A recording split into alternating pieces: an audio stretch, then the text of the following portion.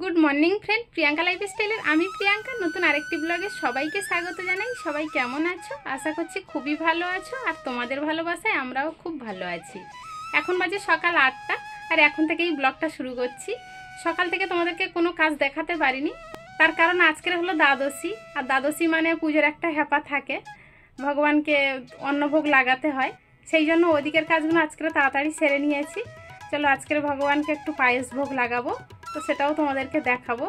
তবে তোমরা পুরো ব্লগটা প্লিজ স্কিপ না করে দেখো, আশা করছি তোমাদের খুব ভালো লাগবে। আমার তো নিরামিষ ওভেন নেই, আর যখন ভাবি ঠাকুরের প্রসাদ রান্না করব তার আগে ভালো করে সার্ফের জল দিয়ে মুছে নিই আর গঙ্গা জল দিয়ে মুছে তারপরে ভোগ প্রসাদটা রান্না করি। তবে আমার ঠাকুরের প্রসাদটা রেডি হয়ে গিয়েছে, এখন তাড়াতাড়ি এটা তুলে ফ্যানের হাওয়ায় ঠান্ডা করে তারপরে প্রসাদ লাগাবো। ভগবানের জন্য প্রসাদটা আগে তুলে নিয়েছি, এবারে চলো ঠাকুর ঘরে যাই। ওদিকে সব কিন্তু গুছিয়ে রেখেছি, তাও তোমাদেরকে দেখাই। চলো রান্নাঘরে ওদিকে পায়েস বসিয়ে এসে আমি ঠাকুর ঘরটা সব গুছিয়ে নিয়েছিলাম। দেখো এদিকে সব ফুল টুল দিয়ে গুছানো আমার কমপ্লিট, ভগবানের ভোগটাও লাগিয়েছি আর অবশ্যই একটা করে তুলসী পত্র দিয়েছি। কিন্তু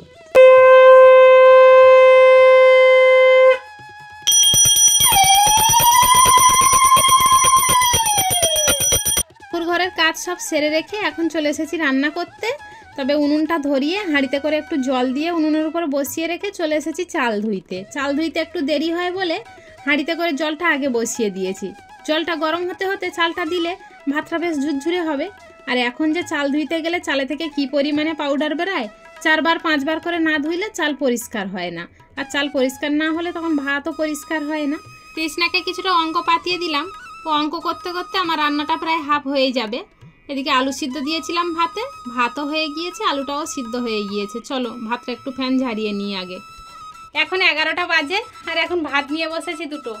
সকাল থেকে দেখেছো গোপালের ভোগ রান্না করা, গোপালকে ভোগ লাগানো আর রান্নার দিকে যাওয়া। আর তৃষ্ণার বাবা চলে গিয়েছে কাজে, কিন্তু রান্না এখনও কমপ্লিট হয়নি। উচ্ছের তরকারিটা করে দিয়েছি, সেটা নিয়ে গিয়েছে, আর ডালটা এখনও উনুনে বসানো রয়েছে, সিদ্ধ হচ্ছে। আর আমার এত খিদে পেয়েছে, চোখ মুখ ধোঁয়া হয়ে আসছে, কারণ কালকে তো সারাদিন খাওয়া নেই। ওই একটু সাবু খেয়েছিলাম, তারপর রাত্রে ওই তরমুজ যা কিছু খেলাম তোমরা তো দেখেছো, আর তারপরে কিছু খাওয়া হয়নি। সকালে উঠে একটু পারণ করেছিলাম, ঠাকুরের ওই প্রসাদ আর জলটা খেয়েছিলাম, একটুখানি শেষ। তারপরে কাজের চাপে আর কিছুই খাওয়া হয়নি। এখন এই দুটো আলু সিদ্ধ ভাত নিয়ে বসেছি, এখন খাবো, কিন্তু ওদিকে ডাল সিদ্ধ হয়নি এখনও। চলো তোমাদেরকে দেখিয়ে নিয়ে আসি। এই দেখো ডাল এখনও উনুনে ফুটছে, এখনও সিদ্ধ হয়নি, তবে ওটা সিদ্ধ হতে হতে আমার খাওয়া হয়ে যাবে। তাহলে চলো ততক্ষণ পর্যন্ত আমার পাশে থেকো, সঙ্গে থেকো। ওদিকের কিছুটা কাজ সারা হয়ে গিয়েছে, তবে থালা বাসন সব এখনও মাজা হয়নি, আর কুয়াপারও পরিষ্কার করা হয়নি। তৃষ্ণার স্নানের জলটা আগে তুলে দিচ্ছি। প্রচণ্ড মেঘ করেছে, আবার বিদ্যুৎ চমকালে ও আর থাকতে পারবে না, ভয়েতে স্নানও করবে না। এই জন্য ওর স্নানের জলটা তুলে দিতে দিতেই দেখো কি অবস্থা আকাশের।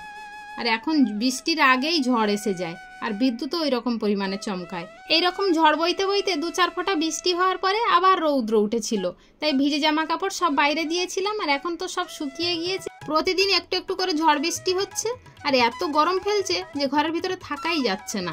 এই জামা কাপড়গুলো আমি 2 ঘন্টা মতো হলো বাইরে দিয়েছি, তাতেই শুকিয়ে গিয়েছে। সকালে যে ঠাকুরের ভোগ রান্না করেছিলাম এইটুখানি রয়েছে, তাই এটা আবার অন্য পাত্রে ঢেলে রেখে তাই এটা মাজতে নিয়ে যাব।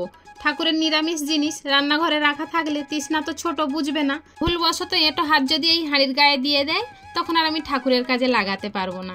এই ভয়ে জিনিসপত্র আমি সবসময় মেজে ঘষে ঠাকুর ঘরের জিনিস ঠাকুর ঘরেই রেখে দিই। আর দেখো কত সুন্দর চকচক করছে না হাঁড়িটা। আমার না এই হাঁড়িটা দেখতে খুব ভালো লাগে। আমি বিয়ে হয়ে এসে দেখেছি আমার শাশুড়ি মা ওইটা কিনে রেখে দিয়েছিল ঠাকুরের পায়েস বা ঠাকুরের খিচুড়ি রান্না করার জন্য। বিকাল থেকে আমার শরীরটা প্রচণ্ড খারাপ ছিল, যার ফলে আমি রাত্রে কিছুই রান্না করতে পারিনি, এমনকি দুপুরেও আমি খাইনি। সেই সকালে দেখলে আলু সিদ্ধ ভাত খেয়েছি, সেই খাওয়া। এই জন্য সকালের ভাত, ডাল, আলু সিদ্ধ সব কিছুই ছিল, সেগুলো আমরা সবাই মিলে ভাগযোগ করে খেয়ে এখন সেই থালা বাসনগুলো সব মেজে ঘষে উপর দিয়ে দিচ্ছি। আর আমার উপোস করলে শরীরটা প্রচণ্ড খারাপ হয় তারপরের দিন, আর কেউ করার না থাকলে একা হাতে তো করতে হয়, তো কি করা যাবে বলো, শরীর খারাপ নিয়েও করতে হবে। রাত্রে জ্বর এসেছিল আর গা হাত পা প্রচণ্ড ব্যথা করছিল, তাই একটা প্যারাসিটামলও খেয়ে নিলাম। তাহলে চলো আজকের ব্লগটা এখানেই শেষ করছি, দেখা হচ্ছে আবার কাল।